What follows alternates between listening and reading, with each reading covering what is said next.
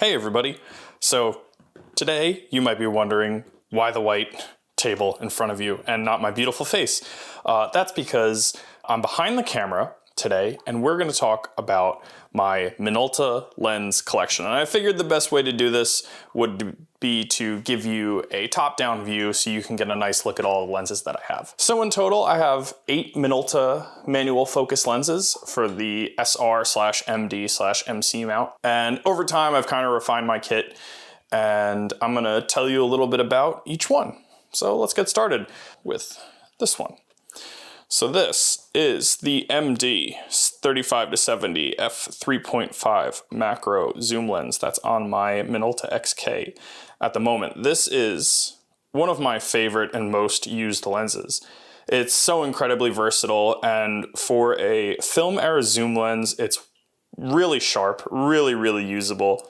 It has a very useful kind of macro function that allows you to focus down to 1:4 reproduction ratio, which makes it a really great all-around lens. I use it as my primary travel lens. I usually wind up taking this lens and using it for most of my travel stuff if I'm using a Minolta camera, mostly because it's zero hassle and it gets the job done for 99% of shooting situations. So to engage the macro function, there's a button over here on the side that you press in and you rotate to either 1:4 or 1:7.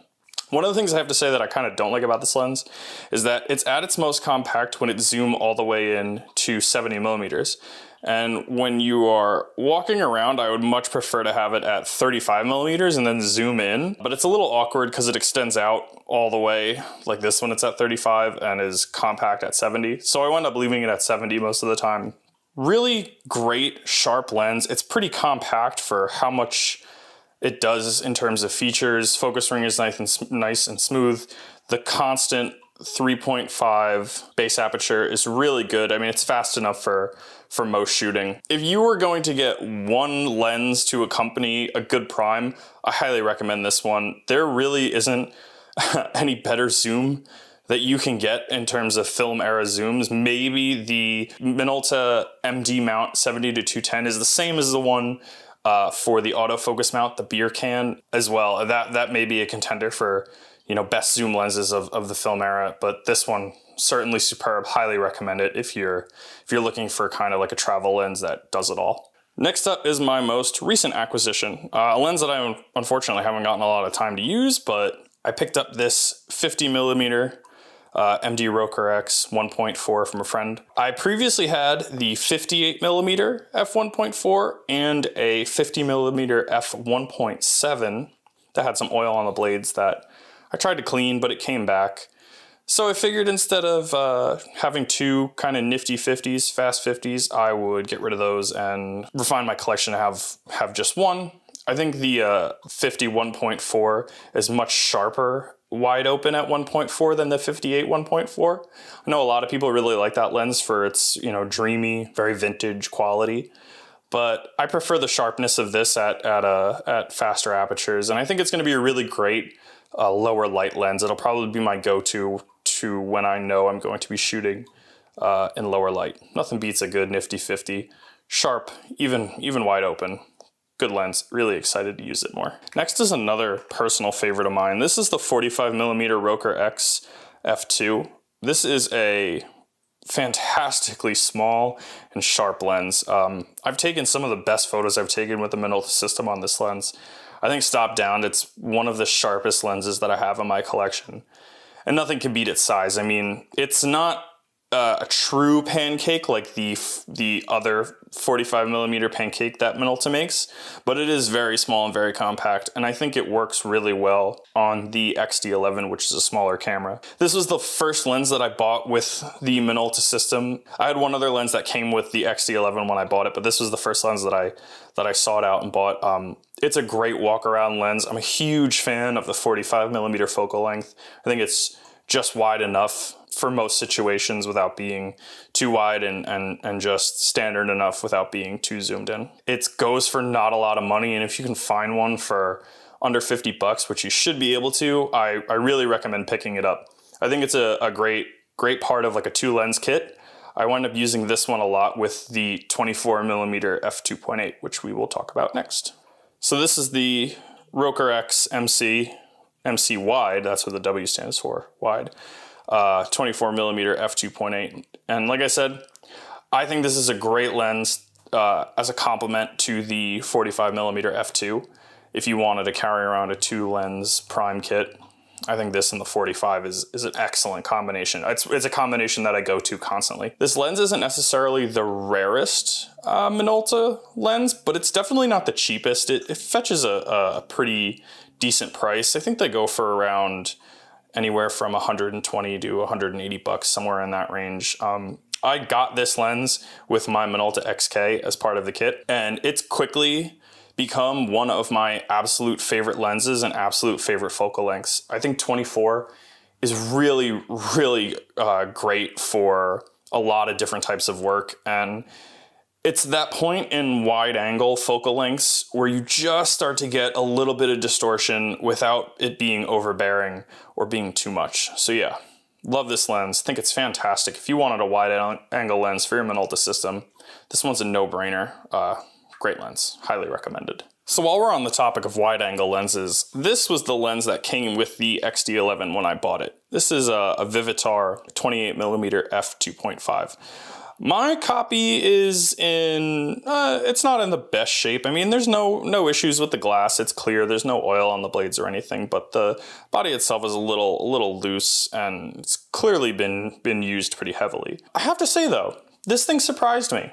It's a lot sharper than I had initially expected. I don't use it that much anymore. I much prefer to grab the 24, but if you were looking for a more budget-oriented wide-angle lens, I think this Vivitar f2.5 28mm is a really solid choice. I would definitely consider it if the price is right.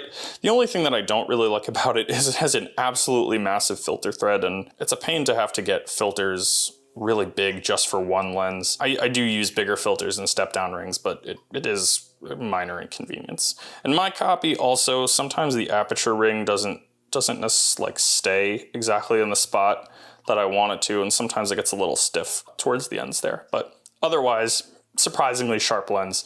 Recommend it for sure if you're looking for a more budget-oriented wide-angle option. And now moving on to the other side of the focal length spectrum is the Rokkor-X 135 f2.8. This is a really, really solid portrait focal length lens. It's also quite compact.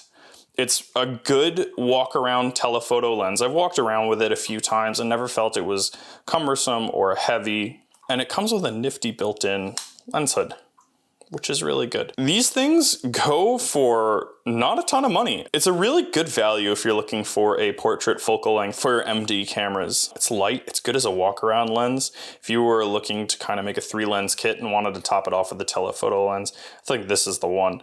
I did have a copy of the 3.5 version, and I gave that a shot for a little bit. I tested it out on my mirrorless camera, and I found it to be kind of soft, especially wide open. I didn't think it was the sharpest lens, but this is much sharper, and weight-wise, size-wise, I think it's really good. It's definitely highly recommended if you want a portrait lens. I don't do a ton of portraits these days, but it's great to have on hand for the kind of offhand occasion that I am doing portraits. So it doesn't get a ton of use, but on the chance that I do use it, it's welcome to have in the kit. All right, now we're gonna move on to my last two lenses, definitely the most highly sought after, more rare lenses that I have in the kit.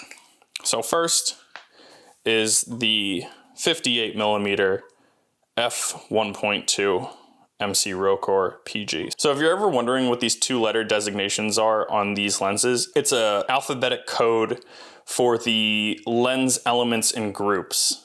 So you can go online, you can find charts for it, but PG is a designation for a certain amount of elements and a certain amount of groups. But this is quite a highly sought after lens. It is not cheap. It thankfully came with my Minolta XK, so I did not pay the going rate for one of these, and I frankly probably couldn't afford it if I wanted to, but very happy to have this one. It is a wonderful, wonderful lens. It renders images beautifully. It has some really great fall off, really great sharpness. It is probably in the top of the more portrait oriented focal lengths that you can get in Minolta MD-MC mount, probably rivaled only by the 85mm lens, which is also exceedingly rare, but unfortunately I don't have one of those. Overall, this lens is pretty chunky, but it's not terribly long. Compared to the 135, it's about half the size, but it is quite weighty. It's a very, very hefty piece of metal and glass. I mean, look how large this front element is. It's quite big. I've gotten a chance to use this lens a handful of times, and I'm always looking for chances to use it more. 58, I think, is kind of a weird focal length. It's not exactly nifty 50, but it's not too far off either. Beautiful lens, really, really well built, really hefty, nice piece of metal and glass. Wonderfully sharp, renders images beautifully, renders fall off and bokeh beautifully. So, you know, if you manage to get one, lucky you. They're beautiful, and I highly recommend them if you can swing the price. And lastly is my MC Rokkor-HH. That's another one of those alphabetic designations. 35mm f1.8. This is another hefty piece of all metal, all glass. A lens that really renders beautifully. It's definitely not a lens that you buy for the sharpness, and more so for the characteristics and the qualities that the lens has. But it is still a pretty sharp lens. It is still very much usable. It's not soft by any means.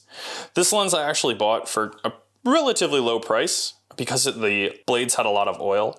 So I actually disassembled the lens and was able to take the whole housing for the aperture blades out. It's very easy to do with these older MC metal lenses, and soak it in a solution, and I was able to rid the blades of oil. And so now it stops down nice and quick. Aperture blades are perfectly snappy. Hasn't had any issues with the oil coming back. So yeah, another beautifully built lens, hefty, all metal, all glass, really great image rendering. And if you can find one of these, if you're primarily a 35mm focal length shooter, if you like this focal length, highly recommend this one. 35mm is a little hard to come by these days for the Minolta mount. They really had a lot of nifty 50s, but 35 was a little bit more scarce. So that's it. That's my MD mount collection. Hopefully you enjoyed me showing them off a little bit. And yeah, if you did, throw me a like, subscribe, all that wonderful stuff. And I'll see you in the next one. Thanks for watching. Later.